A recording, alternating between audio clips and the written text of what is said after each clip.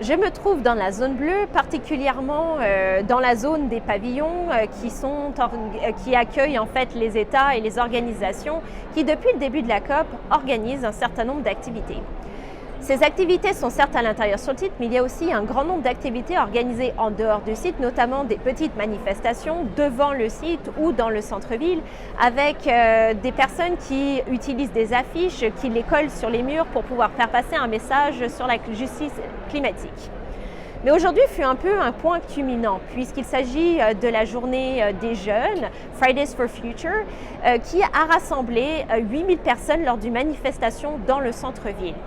Alors ces personnes étaient des jeunes de tout âge, des parents, des familles, des grands-parents, et l'invité de marque fut Greta Thunberg. Greta Thunberg, depuis le début de la conférence, a envoyé des messages et des signaux qui démontrent quand même une certaine colère à l'égard des dirigeants politiques. Les attentes sont extrêmement importantes, il sera intéressant de regarder l'évolution du message, mais il est évident qu'elle n'est pas satisfaite avec les progrès qui sont effectués dans les négociations à la COP 26.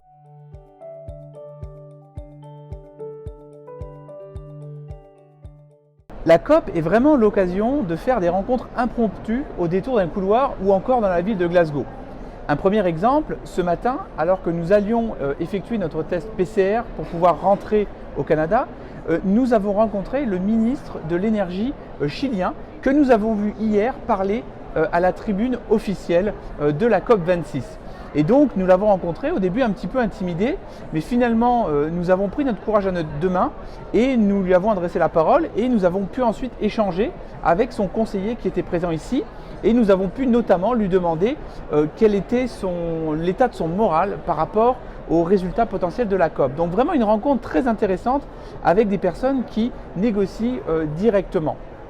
Autre exemple, alors que nous nous trouvions dans la Action Zone, nous avons rencontré le célèbre réalisateur de documentaires français Yann Arthus Bertrand.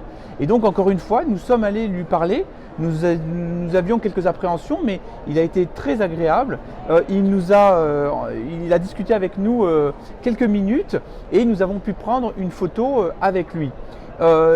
Nous sommes également tombés au détour des couloirs sur Elizabeth May. Et donc nous avons pu parler avec elle de son expérience durant les COP et nous avons pu lui demander un petit peu quel était son ressenti jusque-là par rapport aux négociations.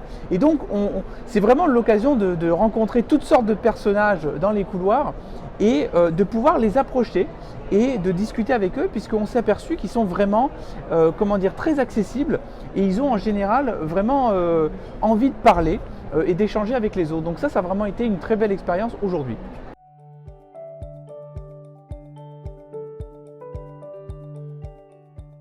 Cet après-midi, on a participé à l'événement au pavillon de l'eau auquel participait notre collègue Dr Lorraine Touchant et qui portait sur l'Agence canadienne de l'eau. Alors on pourrait être un peu surpris de voir que cette thématique est présente à la COP 26, mais il y a des raisons très pertinentes de discuter cette Agence canadienne de l'eau ici à la COP à Glasgow. Notamment l'impact des changements climatiques qui a un effet extraordinaire sur les ressources en eau, en particulier au Canada. Justin Trudeau, en début de semaine, a parlé de l'impact des changements climatiques sur le pays en énonçant par exemple que le Canada se réchauffait 2 fois plus vite que d'autres régions à travers le monde. Et on sait qu'il y a des impacts sur les communautés du Nord, sur la fonte des glaciers, etc. Donc c'est tout à fait pertinent d'intégrer une thématique comme ça dans un événement comme la COP. Quelques éléments clés sont ressortis de cette conférence, notamment l'implication nécessaire des peuples autochtones dans la gestion de l'eau, en particulier au Canada, où on retrouve cet aspect nécessaire de réconciliation. On a eu la chance d'avoir la professeure Aimée Craft de chez nous, de la faculté de droit de l'Université d'Ottawa, pour discuter de cette thématique. Une partie de la conversation a tourné sur les possibilités de cette agence canadienne de l'eau dans une perspective internationale.